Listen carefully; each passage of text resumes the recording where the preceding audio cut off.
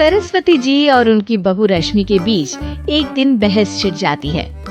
आखिर किसका काम ज्यादा आसान है, बहू का या सास का? माँ जी, सास को काम ही क्या है, आपके सारे काम उंगलियों पे तो हो जाते हैं। कुछ भी। हाँ, हिसाब तो उंगलियों पे ही हो जाता है ना। अरे बेटा, ऐसा सिर्फ अभी लगता है, जो मुझे करना पड़ता है ना, वो तुझे करना पड़े तो समझ आएगा कि असली काम का पहाड़ कैसा होता है। ठेले बराबर वजन भी नहीं है आपके काम में, और बात पहाड़ों के वजन की कर रही हैं आप।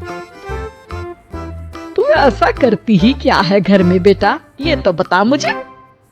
मैं थोड़ी ना कुछ करती हूँ, सब जादू से हो रहा है इस घर में।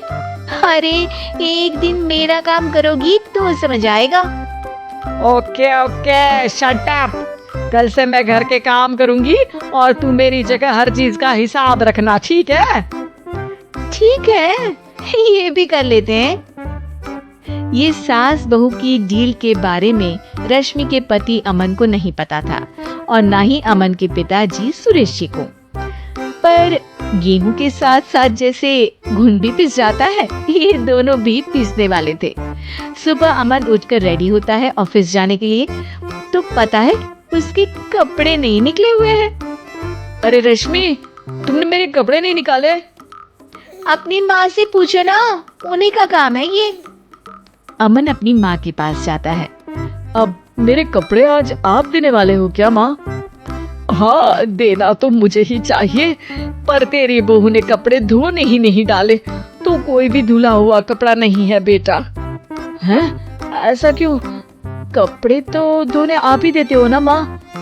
अरे बहू ने तुझे बताया नहीं, अब हम अदल बदल गए हैं, मैं अब बहू और तेरी बीवी सास। अमन परेशान हो गया। वो बिना इस्त्री के कपड़े पहनकर ऑफिस चला गया। सरस्वती जी अपने घुटने के दर्द के कारण झुककर घर साफ नहीं कर पा रही थी, और ना ही खाना बनाना याद रख पाई। उधर रश्मि पहले ही दिन घर की चाबी घुमा चुकी थी, और 300 रुपए का हिसाब अलग नहीं मिल रहा था। पर दोनों का ही घमंड कैलाश पर्वत से भी बड़ा था, और दोनों ही खेमे एक दूसरे की बात मानने को बिल्कुल तैयार नहीं थे। शाम को जब सुरेश जी और अमन खाना खाने बैठते हैं, तो सरस्वती जी उनके सामने गाजर और पपीते लाकर रख देती हैं। अरे माँ, ये क्या है?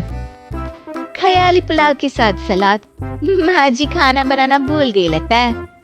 अरे एक एक चमन्नी का हिसाब है मेरे पास, खाना बनाना कैसे भूल जाऊंगी? ये तो मैंने पढ़ा था कि फल फ्रूट खाने से सेहत अच्छी रहती है, इसीलिए ये ले, एक फल खा ले। रात को सुरेश जी और अमन अपनी मीटिंग बिठाते हैं अकेले में। बाबूजी, इनकी लड़ाई के कारण ना हमें ठीक से खाना मिल रहा है, उल्टा घर के सारे काम रुक गए हैं। हाँ बेटा, 2 भैंसों की लड़ाई में बेचारे खेत के पौधों का भी नुकसान हो रहा है। पर पापा, क्या बताऊँ आपको, मैंने माँ को इस महीने की 2 तारीख को बिजली के बिल के पैसे दिए थे। आज बिल भरने के लिए मांगने गया तो पता चला कि रश्मि उन पैसों से गैस सिलेंडर ले आई। अच्छा, तो सिलेंडर के पैसों का क्या हुआ? सिलेंडर के तो कोई पैसे नहीं थे बाबूजी, हमारे घर पर गैस की पाइपलाइन लगी है ना। बेटा, इन दोनों का कुछ करना पड़ेगा, नहीं तो अपने घमंड के चक्कर में पूरा घर बर्बाद कर डालेंगे ये दोनों। अमन और सुरेश जी काफी सोच विचार के बाद एक निष्कर्ष पर पहुंचते हैं।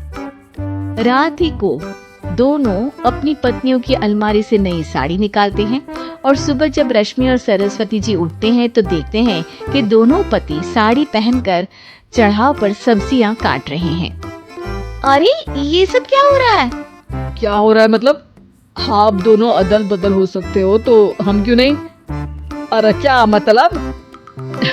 नहीं नहीं, मेरी भी बचपन से किसी की बहू बनने की इच्छा थी, तो आज से सरस्वती तुम बड़ी बहू, मैं मिडल बहू और अमन छोटी बहू।